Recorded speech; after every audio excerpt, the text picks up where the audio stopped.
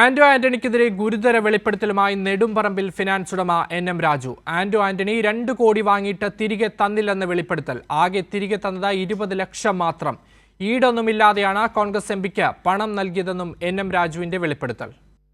Suju T ബാബുവിന്റെ വിശദാംശങ്ങളുമായി. സുജു, ഗുരുതരമായിട്ടുള്ള ആരോപണങ്ങളായിരുന്നു ഉയർന്നത്. അതിപ്പോൾ പണം വാങ്ങിയെന്ന ആന്റോ ആന്റണി എംപി തന്നെ തുറന്ന് സമ്മതിക്കുകയാണ്, അല്ലേ?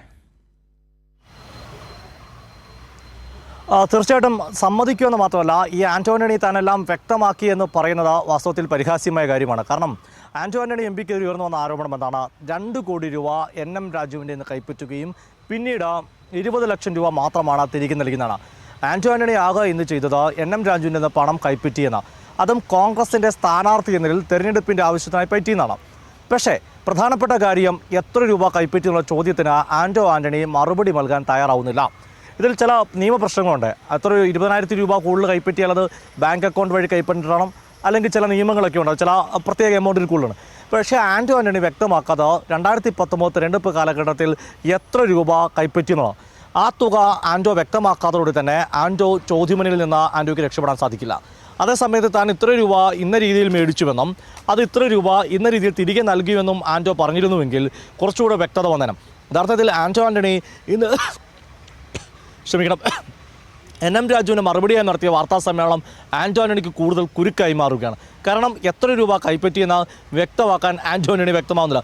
ആ കാര്യം ആവർത്തിച്ച് ചോദിക്കുമ്പോൾ കൈരളിയല്ലേ, നിങ്ങൾക്ക് മറ്റെന്തെങ്കിലും ഇൻറ്റൻഷൻ ഉണ്ട്, അല്ലെങ്കിൽ CPIMൻ്റെ ഓഫീസിൽ ചോദിക്കണം എന്ന തരത്തിലാണ് ആന്റോ ആന്റണി മറുപടി നൽകുന്നത്.